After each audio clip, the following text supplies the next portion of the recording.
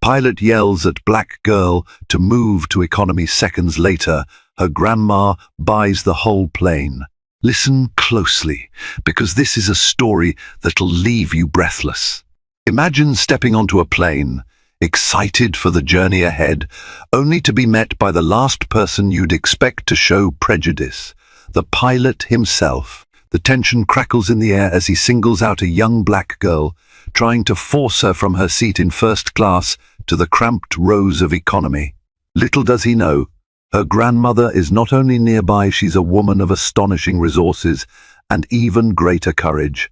And in the next few hours, an incident of shocking discrimination will meet the most dramatic, unbelievable twist of fate you've ever heard.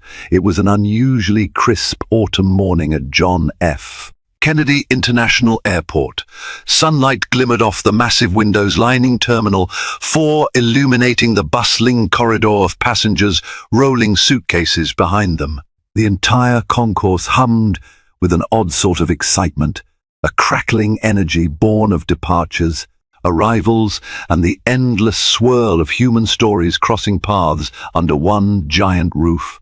In a quiet corner, near a wall lined with charging stations, sat a young girl named Mara Davis. She was tall for her age, only 14, but with a composure that hinted she had experienced more of life's complexities than most kids ever would at that stage. With her braided hair swept back into a neat ponytail, she was focused intently on a hardcover book about airplanes, specifically the Boeing 737 series, her favorite subject. Since childhood, Mara had dreamed of becoming a pilot. Something about the freedom of flight, the mastery of the cockpit, and the chance to see the world from above had always captivated her imagination. Her grandmother, Loretta Davis, sat close by, sipping tea from a portable thermos and observing her granddaughter with quiet pride. Loretta was a regal woman in her late 60s, wearing a timeless ensemble of a fitted dark blue jacket and pressed trousers. While she appeared modest, Loretta carried an aura that suggested her presence commanded respect. There was a subtle gentleness about her, balanced by a steely assurance that blossomed whenever she had to defend someone she loved. As people scurried past, occasionally bumping Mara's bag, Loretta noted the looks they received. Most were polite, some curious, and a few blatantly dismissive. She had grown up in a world where opportunities for black women were stifled, but she had overcome adversity at every turn. Loretta was, in fact, an accomplished entrepreneur, a self-made business magnate whose financial prowess remained mostly hidden unless circumstances called her to wield it. The day's plan was simple. Mara and Loretta were flying first class on a new route to Los Angeles. For Mara, it was a chance to see her cousin graduate from college, and for Loretta, it was an opportunity to give her granddaughter a taste of the finer side of travel. A few hours in the air, a plush seat, and some grandmother-granddaughter bonding time. All seemed well. While waiting for their flight to be called, Mara flipped through her airplane manual, engrossed in reading about turbofan engines. She hardly noticed a figure standing in the open corridor beyond them, an older man in a pilot's uniform, wearing a scowl that made him look like he was chewing on nails. His name was Captain Richard McAllister, a longtime pilot for the airline, and from the expression on his face, it seemed the morning was already testing his patience. Captain McAllister was known among the staff for his excellent flying record, but also his prickly temperament. He often complained about unruly passengers, entitled youth, and anyone else he considered beneath his professional standards. The airline valued his decades of experience, but his colleagues whispered among themselves that he was increasingly out of touch with the times, refusing to adapt to modern expectations of courtesy and inclusivity. Before boarding officially started, Captain McAllister strode up to the gate agent, muttering something under his breath. Loretta watched him, her eyes narrowing as she noticed the gate agent's expression shift from polite attention to clear discomfort. She had seen that kind of exchange 1,000 times in her life, a man with authority pressing the boundaries of etiquette, and a subordinate forced to placate him. It was enough to set her senses on alert, though she had no inkling just how relevant that tension would become in the next few hours. Finally, the boarding announcement crackled through the loudspeaker. We are now inviting our first-class passengers, as well as families traveling with small children or anyone needing extra time, to begin boarding.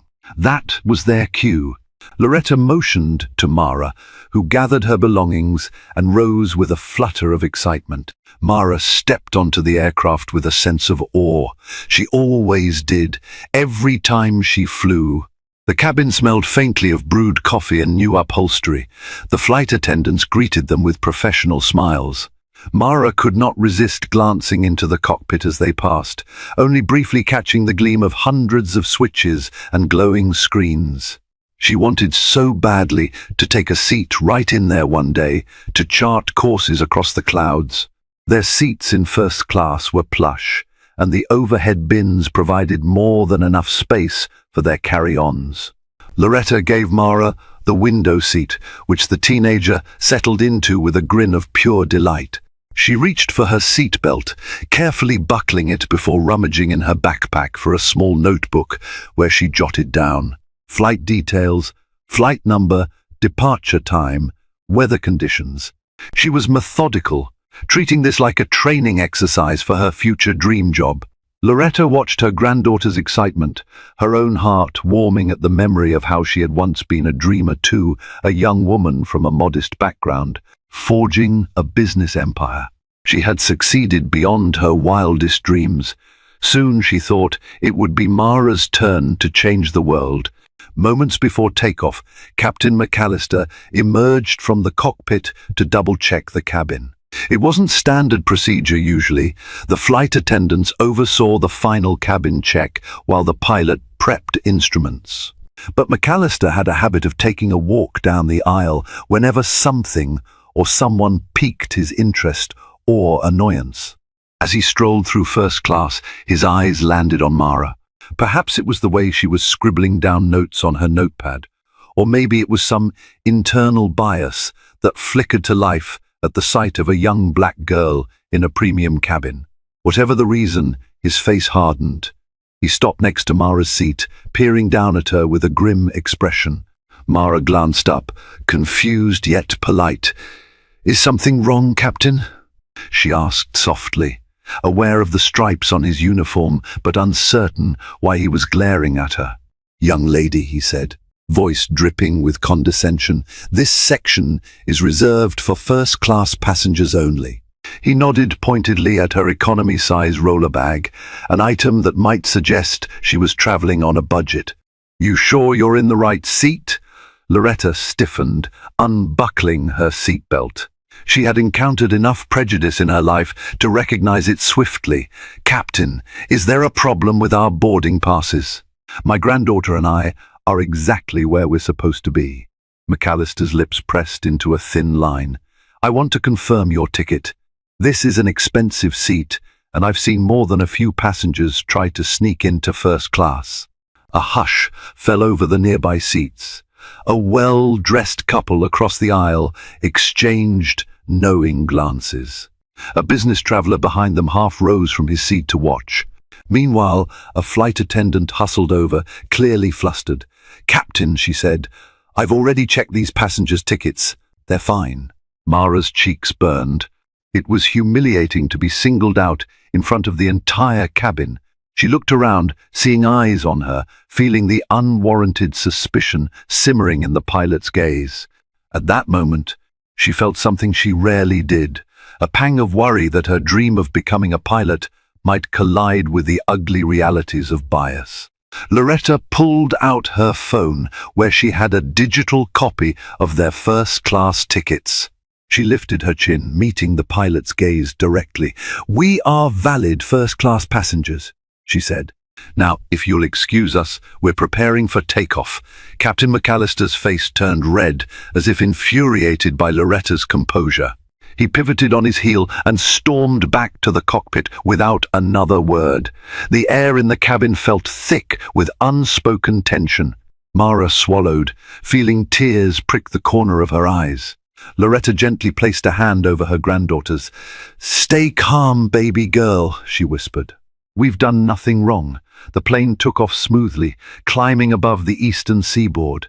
The flight attendants began their service, offering beverages and snacks to the first-class passengers.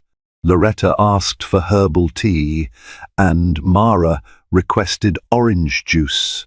An attempt at normalcy settled over them, though an undercurrent of anxiety lingered, fueled by the pilot's earlier behavior. Mara tried to lose herself in the beautiful view outside the window. The city below looked like a cluster of toy buildings. She sketched random shapes in her notebook, forcing a smile whenever Loretta caught her eye. She wanted to show her grandmother she was brave, but halfway through the flight, the pilot's voice crackled over the intercom for a routine announcement about weather and flight time. Mara found herself gripping her armrest, as though the pilot's voice itself carried a threat. Sensing this, Loretta placed her hand gently on Mara's, trying to impart reassurance. The tension escalated unexpectedly. Just as the flight attendants began the meal service in first class, Captain McAllister reappeared in the cabin, this time with a narrowed gaze that locked onto Mara once again. Without preamble, he announced, "I've received a report that an unauthorized passenger is in first class. This will not be tolerated under my command." Loretta's jaw dropped. "Captain, we've already clarified this issue. There is no unauthorized passenger here. Is there something on your passenger manifest that suggests otherwise?" The pilot's glare could have cracked glass. "I need you to step aside, ma'am. The young lady will have to relocate. We'll upgrade someone more deserving to this seat." A collective gasp rippled through the first-class cabin. The flight attendants exchanged horrified looks. Mara's eyes brimmed with tears of disbelief. Loretta's entire body went rigid, a regal fury sparking in her gaze. "Captain," Loretta said, every syllable a controlled flame. "I'm only going to say this once. My granddaughter and I are traveling together in these seats. You have absolutely no right to force her to move. If there's an issue, we can discuss it calmly, but you will not speak to her like that." Captain McAllister snorted. "Let's not make a scene," he said, his voice laced with threat. "I have the authority to ground this plane if there's a disturbance." At this point, one of the flight attendants, a young woman named Naomi, stepped forward with shaking hands. "Captain, please. We've verified their tickets. There's no seat discrepancy." She turned to Loretta with apologetic eyes. "I'm so sorry for this confusion." McAllister ignored his subordinate. His focus was on the Davises. "I'm giving you one chance. Move to economy and nobody will be escorted off the plane when we land in Los Angeles." For a moment, Mara thought her grandmother might actually stand up and comply, just to keep the peace. But Loretta's eyes locked on McAllister with the resolve of a woman who had fought far greater battles in her lifetime. "We will do no such thing." The pilot's face twisted in rage. "Fine. Have it your way," he spat before marching back down the aisle. The entire cabin sat in stunned silence, uncertain how the confrontation would escalate. As the plane cruised at 30,000 feet, Mara's heart pounded. She looked at Loretta, who seemed calm but wore a stony expression that revealed the depth of her anger. Loretta pulled out her phone, tapping out a message in the Notes app, making sure she documented every detail. She also discreetly used the in-flight Wi-Fi to send an email to her executive assistant, explaining the situation in real time. There was something about Loretta's measured composure that hinted she was laying groundwork for a serious recourse once they landed. A couple of other first-class passengers whispered words of sympathy to Mara, One, a middle-aged woman in a tailored business suit, reached across the aisle to pat Loretta's hand. "So sorry you have to deal with that," she murmured. "It's appalling." Loretta managed a polite nod. "Thank you," she said. "We appreciate it." Meanwhile, Naomi, the flight attendant, approached them cautiously. Her voice trembled with genuine remorse. "I'm so sorry for the pilot's behavior," she said, handing them extra blankets and pillows as a peace offering. "I wish there was more I could do." Loretta smiled kindly. "It's not your fault. Let's just hope we can land without further trouble." But trouble was only beginning. A short while later, Captain McAllister's voice returned to the intercom, announcing turbulence ahead, instructing flight attendants to remain seated. The seatbelt sign illuminated. Fine. A patch of turbulence was not uncommon, but Loretta noticed it was slight at best, barely enough to rattle a plastic cup. She began to suspect the pilot was exaggerating to restrict the movement of the cabin crew. Possibly he wanted everyone seated so no one would attend to them or witness any further harassment. The turbulence passed quickly, though the seatbelt sign stayed lit. Loretta exchanged a knowing glance with Mara. They could both sense the pilot's petty attempt at intimidation. An hour later, a different flight attendant, George, managed to slip to their seats. He knelt, balancing carefully to avoid attracting the pilot's attention. "Ma'am," he said in a low voice, "I'm really sorry about the captain's behavior. This is not our airline's policy or culture. We're documenting everything, and we've alerted headquarters via internal channels." Loretta exhaled, relief warring with residual anger. "Thank you, George. I appreciate that your staff is recognizing the problem. My granddaughter and I have never been treated like this before, at least not so blatantly." George glanced nervously toward the cockpit door. "Captain McAllister can be difficult. He's had run-ins with other crew members before, but this is the first time I've ever seen him single out a passenger so aggressively." Loretta gave him a polite nod. "Well, it won't go unanswered. I can promise you that." Mara reached out and gently touched George's arm. "Thank you for standing up for us." She felt gratitude mixed with a disquieting realization of how much power the pilot wielded simply by virtue of his role. George placed a comforting hand over hers. "Just hang tight. We'll be landing in another 2 hours. Meanwhile, if you need anything, buzz me. I'll do my best." As the flight neared its final hour, tension in the first-class cabin coiled tighter with each passing minute. Mara sipped anxiously at a cup of orange juice, trying to quell the sinking feeling in her stomach. She could see how rigid her grandmother, Loretta, had become. Her posture was ramrod straight, her eyes firmly fixed on the headrest in front of her, and her jaw set with unwavering resolve. Other passengers, having witnessed the earlier confrontations, exchanged uneasy glances, some openly sympathizing with Mara and Loretta, others merely rubbernecking, unable to look away from the unfolding drama.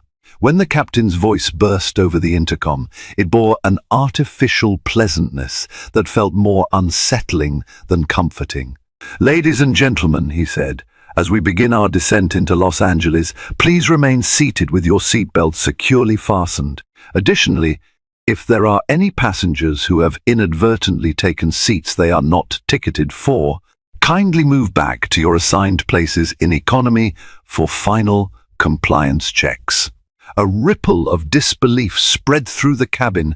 Everyone knew who his remark targeted. No one else had been questioned, let alone repeatedly harassed about their seat. Mara felt a fresh wave of humiliation threatened to overwhelm her. Loretta placed a reassuring hand over Mara's, silently urging her to remain calm. The teenager blinked back tears, refusing to give Captain McAllister the satisfaction of seeing her break. Despite the audible gasps and muttered protests from neighboring passengers, the pilot did not relent. A flight attendant hurried down the aisle, clearly mortified, whispering apologies to Loretta and Mara. She gently reminded them that the flight would land soon, asking them to stay calm for just a bit longer. The seatbelt sign illuminated overhead, accompanied by a small chime that sounded ominously final, as though sealing Mara and Loretta into this tense situation with no hope of immediate escape. Outside the window, Los Angeles sprawled into view, endless grids of streets and glimmering skyscrapers in the distance. Usually, this was Mara's favorite part of flying, the thrill of spotting landmarks, the wonder of descending from the clouds. But now, every dip and turn of the plane sent her heart pounding for an entirely different reason. She worried that the moment they touched down, the pilot would find another way to humiliate them. Finally, the landing gear deployed. The engines roared and the Boeing 737 touched the runway with a jolt. Relief surged through some passengers. Their eyes darted between Loretta, Mara, and the cockpit door. The tension was not over, merely shifting to a new stage, the moment of deplaning and potential confrontation awaiting them on the ground. As the plane taxied toward the gate, Loretta's face took on a calm determination. She could sense that Captain McAllister, consumed by rage and prejudice, would try something else before letting them walk away. The question was, how far would he push, and how ready were they to stand their ground? Mara felt a swirl of relief and trepidation in her stomach as the plane finally came to a halt at Los Angeles International Airport. The seatbelt sign pinged off, prompting passengers to reach for their overhead bags and cell phones. Under normal circumstances, this would have been just another routine arrival, people lining up in the aisle, eager to stretch their legs and get on with their plans. But the energy in first class was anything but ordinary. The moment the cabin doors opened, Captain McAllister moved swiftly from the cockpit, his expression taut with grim resolve. A few passengers paused mid-aisle, their eyes darting between the pilot and the seats occupied by Loretta and Mara. Despite having been publicly corrected multiple times, McAllister seemed determined to make good on his threat to remove them or at least make a final scene. Mara's heart thudded painfully in her chest. She glanced at her grandmother, who gave her a reassuring nod as if to say, "We've stood our ground this far. We can handle whatever comes next." Following the flow of other first-class passengers, Loretta and Mara gathered their belongings and stepped into the aisle. Their fellow travelers shot them empathetic looks, silently communicating support or, in a few cases, curiosity. The pilot, however, barely waited for them to pass before barking, "This way. Follow me." His tone brooked no argument, and the tension along the jet bridge was palpable. Once they stepped out of the aircraft's threshold, the cool jet bridge air hit them, but any sense of relief was immediately eclipsed by the sight of two uniformed airport security officers waiting near the corridor walls, arms crossed over their chests. One officer, a middle-aged man with a stern but unreadable face, stepped forward. "Captain McAllister?" he asked, raising an eyebrow. "That's right," McAllister said, briskly, jerking his thumb at Mara. This passenger was occupying a first-class seat without the appropriate ticket. I'd like her and her companion detained while we sort out how they got on board. A chorus of hushed gasps escaped from the nearby passengers who were still within earshot. Loretta inhaled sharply but refused to lose her composure. She stepped forward, chin held high, and spoke in a measured tone. "You are mistaken, Captain. My granddaughter and I have valid first-class tickets. I would appreciate it if you'd refrain from any more baseless accusations." The security officers exchanged uncertain glances. One, a woman with neatly tied back hair, cleared her throat, consulting a tablet she held. "Ma'am," she addressed Loretta, "could we see some form of proof regarding your tickets?"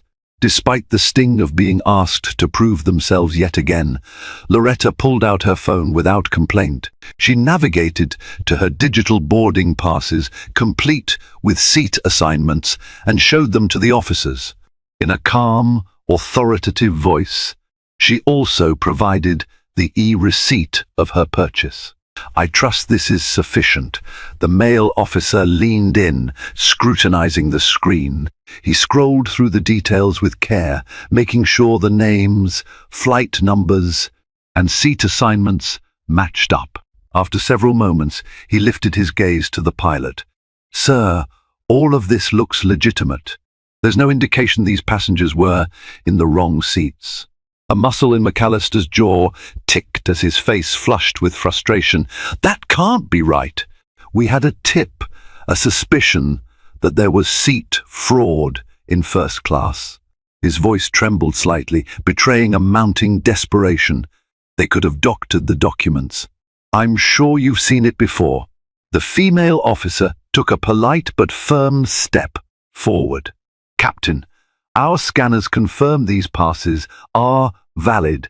Without further evidence, we have no grounds to hold them or question them any longer."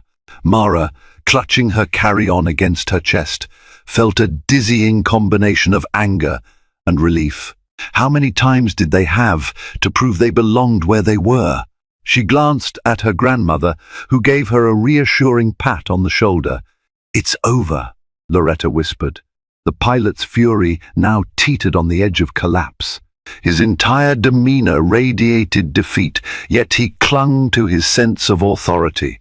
Before he could utter another word, a murmur rose among the disembarking passengers lined up behind them. Several people had already begun recording on their phones, documenting the scene for social media. Whispers of, "He's the one in the wrong, and what is his problem?" permeated the air. Realizing that his stand lacked support and that every moment was being captured for the world to see, Captain McAllister took a grudging step back. Red-faced and visibly trembling, he half turned away as though to distance himself from the confrontation he had provoked. "Fine," he spat, unable to hide his frustration, "but this isn't the end of it." Loretta ignored his hollow remark and addressed the officers directly. "We'll be on our way then. Thank you for doing your job impartially." Her voice was courteous, but carried an unmistakable note of finality. With that, she placed a gentle hand on Mara's shoulder, guiding her granddaughter down the jet bridge. As they emerged into the bustling terminal, a wave of relief washed over both of them. The shouting pilot and the security officers faded into the background noise of rolling suitcases and excited greetings. Though the sting of humiliation still lingered, it was clear to everyone watching that the captain's accusations had fallen flat. Mara felt tears prick at the corners of her eyes, a combination of anxiety, anger, and an odd sense of triumph, all swirling inside her. Loretta squeezed her granddaughter's hand. "It's over for now," she repeated, her tone not just comforting but resolute. "He can't take away what's rightfully ours." And so, in that charged moment, a shaken Mara and her dignified grandmother emerged victorious, leaving a stunned Captain McAllister to grapple with the consequences of his own destructive prejudices. Outside, the California sun shone bright. Mara and Loretta headed through the terminal in silence, both feeling the emotional aftershock. Loretta paused by a row of seats near baggage claim to place a call to her personal driver. As they waited, Mara finally allowed her composure to break. "Grandma, that was awful," she choked out, tears streaming down her face. "Why did he hate us so much?" Loretta gathered her granddaughter in a hug. "Hate thrives in ignorance, baby girl. But you showed grace under pressure." Mara sniffled. "I just want to be a pilot one day. Why would he treat me like I don't belong?" Loretta stroked her hair. "You belong wherever you set your heart. And you will be a pilot. Don't ever doubt that." They met their driver, who whisked them to the Sheraton Gateway Los Angeles Hotel, a place Loretta often used for business stays. Up in the suite, Mara sat on the bed, emotionally exhausted. Loretta, on the other hand, fired off a series of emails, text messages and calls. She contacted her legal team, her public relations staff, and her airline consultant. Within an hour, a flurry of responses poured back. Word traveled fast, it seemed. "What are you planning to do?" Mara asked softly. Seeing Loretta's face hardened with resolve, Loretta pressed a button on her phone to end a call. "I'm going to right a wrong," she said. "That pilot thought he could pick on you because of your age, your appearance, your race, and he expected no repercussions. But he messed with the wrong family." Late that afternoon, Loretta's attorney, Miss Felicia Zhang, joined them at the hotel. She was a sharp, no-nonsense woman who had represented Loretta's business ventures for years. The moment she stepped into the suite, her expression was grim. "Loretta," Felicia said, "I've already spoken with the airline's regional manager. They are mortified. They're offering a formal apology and immediate suspension of Captain McAllister pending investigation." Loretta nodded. "That's a start, but I'm not stopping there." Felicia arched an eyebrow. "I had a feeling you mentioned in your email you wanted to send a message. Care to elaborate?" Loretta turned to Mara with a soft smile. "I want you to realize something, baby girl. Our family has a responsibility to change the world for the better. Sometimes that means using our resources in unexpected ways." Then she looked back at Felicia, steel in her eyes. "I'm going to buy the plane." Mara's mouth fell open. "What?" she asked, incredulous. Felicia looked equally startled, but also intrigued. "You mean you want to purchase the actual aircraft?" "Like the Boeing 737 we flew on." Loretta paced across the suite's plush carpet. "Precisely. The airframe, everything. The airline might not be willing to sell just one plane, so perhaps I'll buy a stake in their fleet. I have the capital. They've seen my offers before. Remember that time they wanted to replace older aircraft, and we discussed a potential investment." Felicia's eyes lit with recognition. "Yes, that was about 2 years ago. The airline was in talks with multiple investors to upgrade their fleet. They might be open to a direct sale if the price is right." Mara could not believe what she was hearing. "Grandma, you can really do that. Just buy a plane?" Loretta turned to her granddaughter. "Yes, I can, and I will." Her gaze flicked to Felicia. "Let's get the wheels in motion. I want that plane so that Mara and others like her will always have a seat if they choose. No more humiliations." Felicia grinned. "I'll make the calls. This is going to cause quite a stir." The airline Loretta and Mara had flown with was a reputable carrier with a global reach. Like many airlines, they were always in talks with major investors to stay competitive and modernize their fleet. Loretta, through her investment group, had the means and the track record to make such deals happen. Felicia placed the initial inquiries that evening. The airline's senior vice president, surprised but intrigued, arranged a conference call for the next morning. On that call, Loretta laid out her demands. She wanted that specific Boeing 737 tail number included. She also wanted guarantees that Captain McAllister would not only be suspended, but would face disciplinary review for discriminatory behavior. The senior vice president, a polished executive named Henry Caldwell, attempted diplomacy.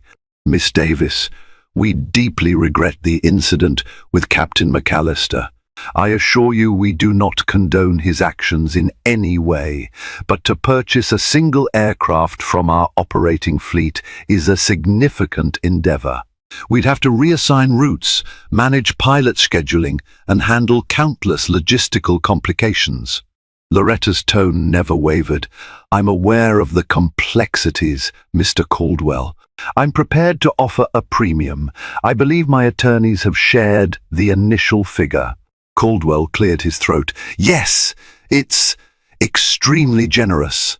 Frankly, it's well above market value for a used Boeing 737 of that age. But the question remains, why this specific airframe? We have newer planes, more efficient models. Because it's the plane whose pilot humiliated my granddaughter, Loretta said, her voice taut.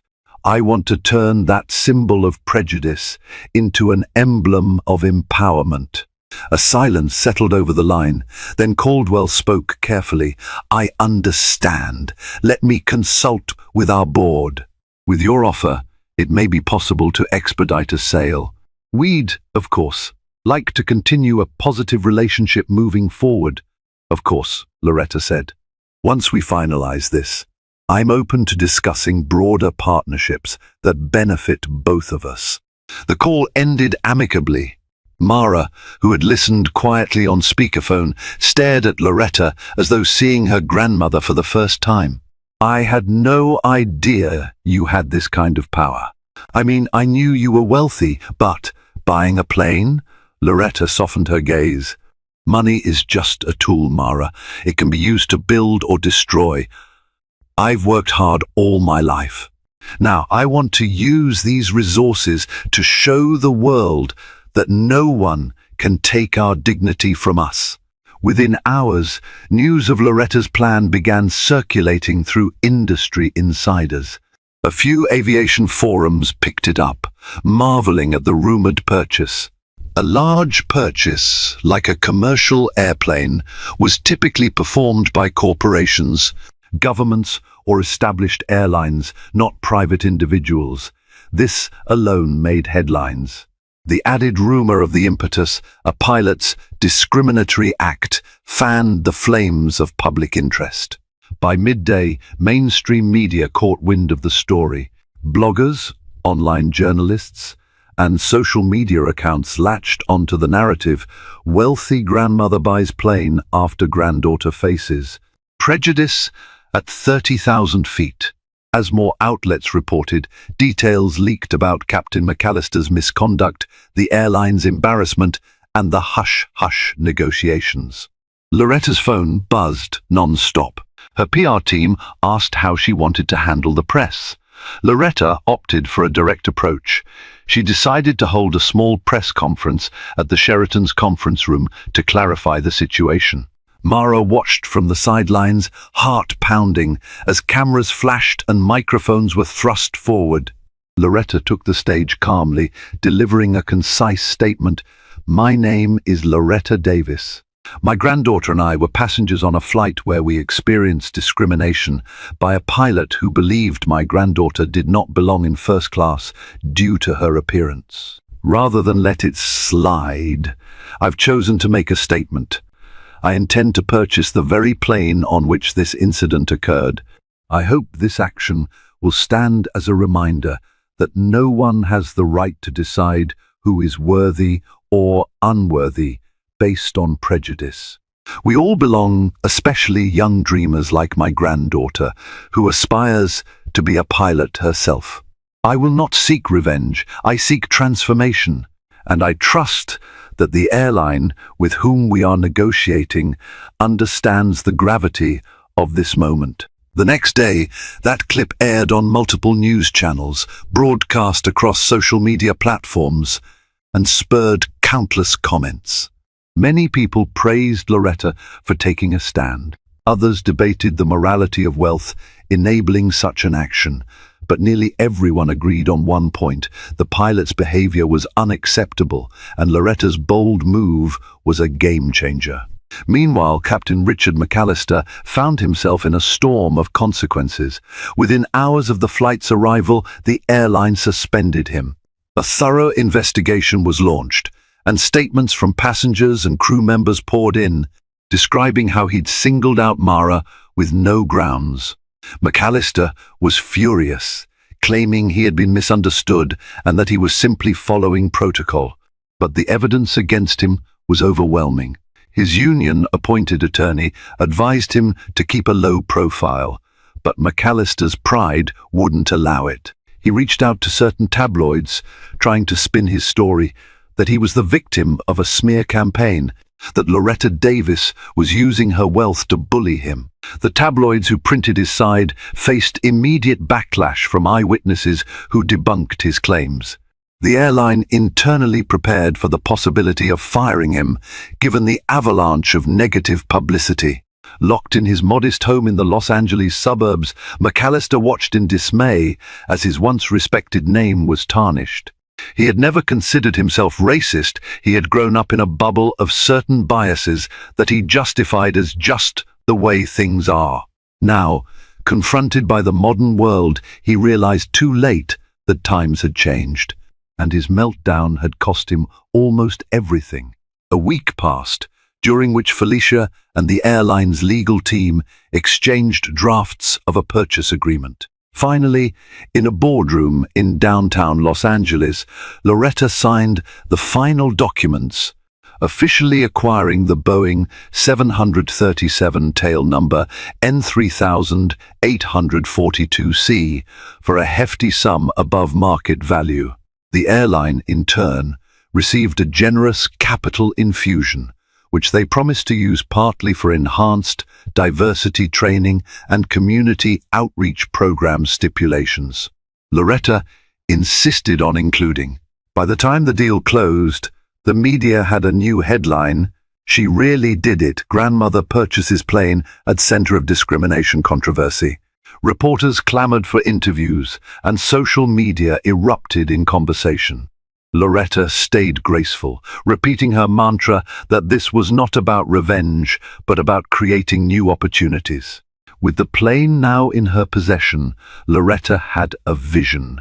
She would repurpose it into something that would inspire young people, especially those from marginalized communities, to embrace aviation.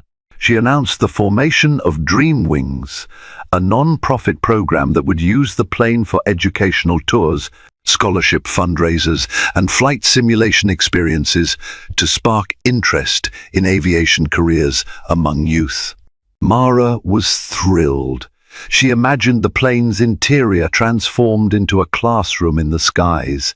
She pictured children stepping aboard, eyes wide with wonder, receiving hands-on lessons about aerodynamics, navigation, and the excitement of flight. No longer just a passenger, Mara saw herself as a mentor in the making, guiding kids who shared her dream. Loretta partnered with local organizations, historically black colleges, and technical academies, forging a network that promised to offer scholarships and training. Soon, DreamWings soared beyond a mere concept. Celebrities, philanthropists, and everyday citizens donated to the cause, eager to be part of a movement that championed inclusivity in aviation. While DreamWings took shape, Captain McAllister faced a hearing before the airline's disciplinary committee.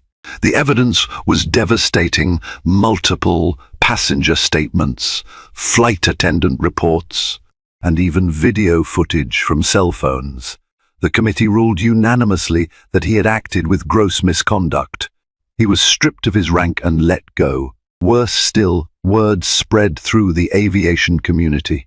With a scandal so public, it would be nearly impossible for him to secure another job at a reputable airline. He approached smaller charter companies, but they balked at the backlash hiring him would bring.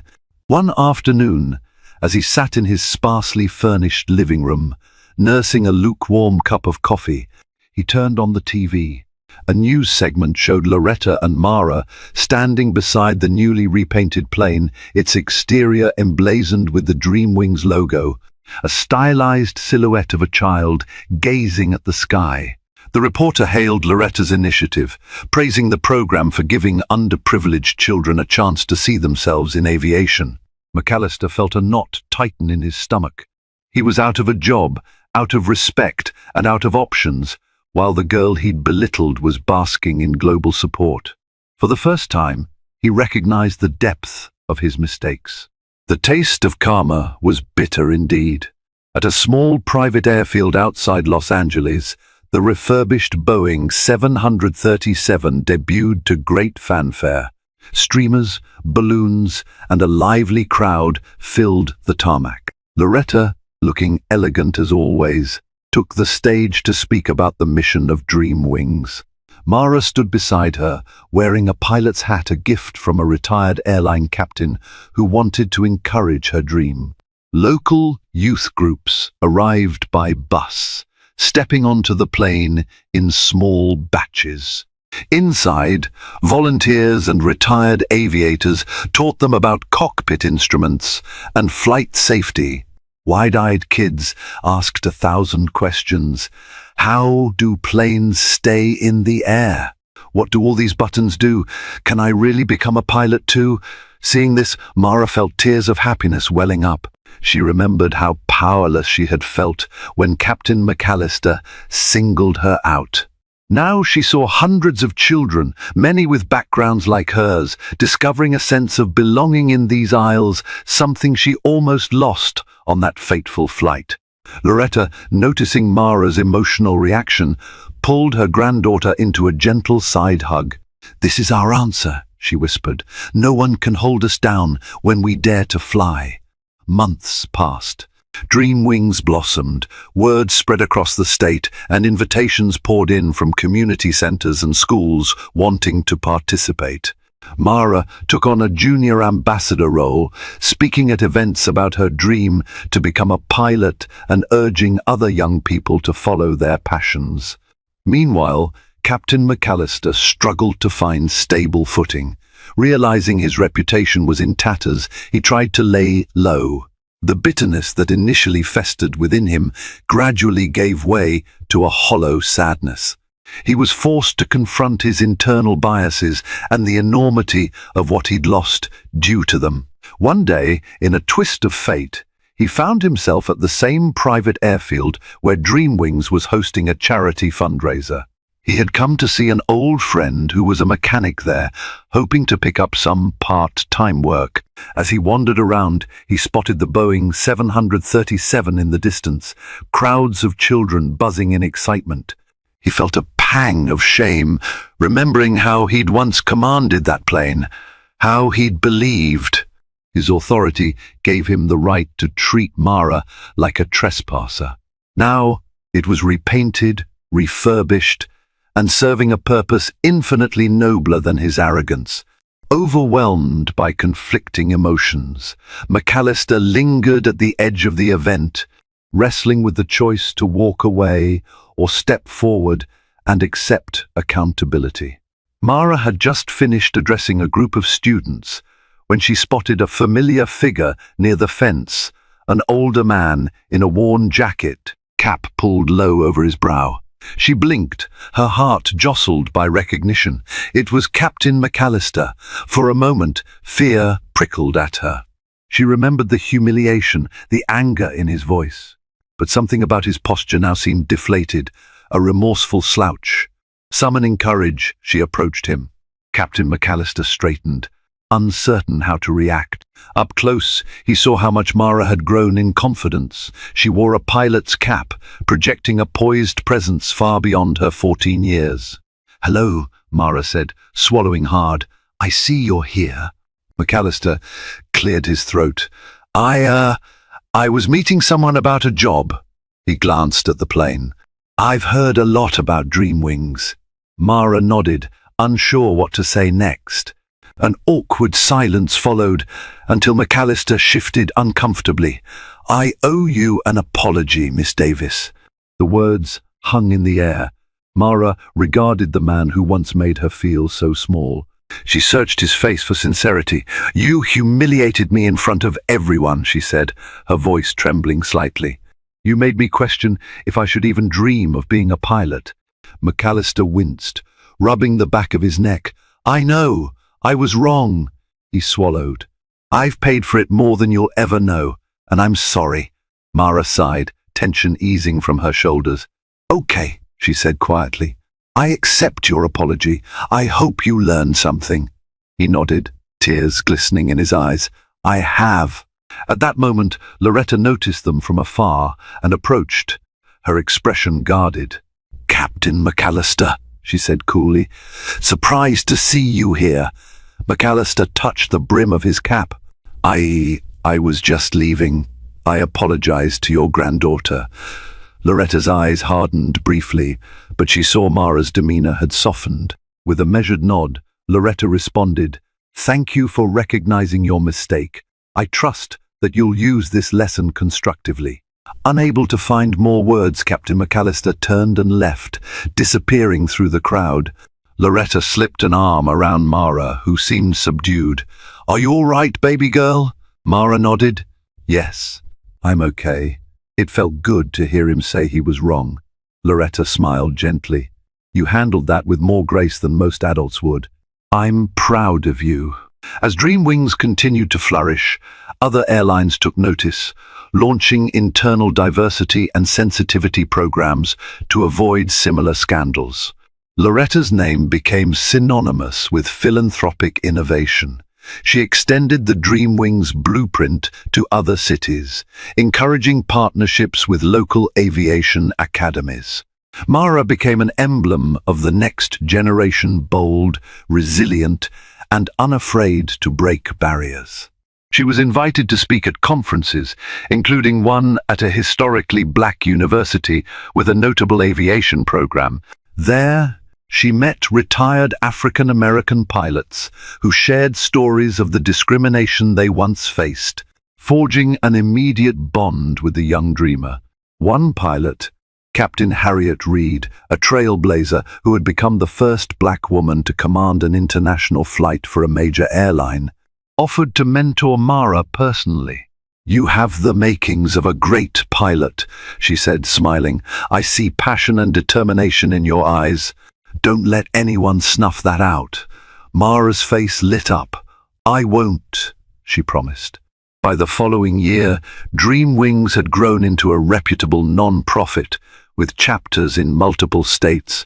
The original Boeing 737 was still their flagship, but they had acquired simulator pods, training modules, and even secured partnerships with flight schools that offered partial scholarships to Dreamwings participants. Loretta, satisfied that the program was self-sustaining, began to step back from the day-to-day operations, allowing a new generation of leaders to thrive. She focused on strategic fundraising and expansion, weaving a network of donors and educators who believed in the cause. Each time she watched a child step aboard the Dreamwings plane, eyes shining with wonder, she felt a quiet vindication. The memory of that pilot's sneering face no longer haunted her, it fueled her mission. Time flew by. Mara, now 16, had spent her summers volunteering at Dreamwings events and studying flight theory under Captain Harriet Reed's informal tutelage. She was preparing to enter a special aviation-oriented high school program. A quiet maturity had settled upon her, the kind born of hardships and triumphs. On a bright summer day, Loretta accompanied Mara to a high-profile Dreamwings fundraiser at the same private airfield. The event also doubled as a graduation ceremony for participants who had completed a special flight simulation course. To Mara's astonishment, as she helped hand out completion certificates, the program director called her name last. "Mara Davis, please step forward." Confused, Mara walked to the front. The director winked. "We have a special gift for you, Mara, courtesy of Loretta Davis and Captain Harriet Reed." Captain Reed appeared, holding a small black box. She opened it to reveal a gleaming pilot's pin. "This pin represents your first major step toward becoming a licensed pilot," she announced. "You're enrolled in a flight training program next summer, fully sponsored, to earn your private pilot's license." Mara gasped. "Grandma?" She glanced at Loretta, tears threatening to fall. Loretta stepped forward, smiling proudly. "Surprise, baby girl, you deserve every part of it." The crowd erupted in applause, cameras flashing, as Mara clutched the pilot's pin to her heart. She felt an overwhelming surge of gratitude for her grandmother, for Dreamwings, for everyone who believed in her dream. At that moment, the humiliations of the past were overshadowed by the promise of the future. Later that afternoon, after the event wound down, Mara found herself alone on the Dreamwings 737. strolling down the empty aisle. Memories of that fateful flight surfaced: the fear, the shame, the tears she had fought to hide. She paused by the first-class seat she had occupied, recalling the pilot's hateful glare. But now she smiled. The seat, refurbished with Dreamwings branding, had become a symbol of resilience rather than rejection. She gently placed a hand on the headrest. In a few years, she would be old enough to enroll in an official pilot training program. Someday, she would captain a plane of her own, maybe even this plane, if they could manage to secure the necessary certifications. Footsteps sounded behind her. Loretta joined her, gazing down the aisle with a reminiscent look. "Hard to imagine everything that's happened here," Loretta said softly. Mara nodded. "I still can't believe you bought the plane. You really turned it into something good." Loretta slipped an arm around her granddaughter's shoulder. "You turned it into something good. Without your dream, I would never have thought to do this." A tender moment passed between them. Mara leaned her head on Loretta's shoulder. "Thank you, Grandma." Loretta squeezed Mara's hand. "The future is yours to shape, baby girl. Never let anyone tell you otherwise." And in the hush of that empty cabin, with the late afternoon sun filtering through the oval windows, Mara felt a soaring sense of possibility. Captain McAllister's hateful words were a distant echo now, drowned out by the roar of a new generation lifting off toward brighter skies. Thank you for joining us on this incredible journey where one act of discrimination was turned into a powerful movement that changed lives forever. We saw how a young girl's dream collided with a pilot's prejudice, and how her grandmother's unwavering resolve made history by purchasing the very plane at the heart of the scandal. From confronting personal bias to launching a global non-profit, this story proves that when injustice meets courage, transformation takes flight. If this story moved you, inspired you, or sparked new ideas in your heart, do us a favor, hit the like button, share this video with your friends and family, and subscribe to our channel. Together, let's spread hope, break down barriers, and remind the world that no dream is ever too big and no act of courage is ever too small. We'll see you in our next powerful tale.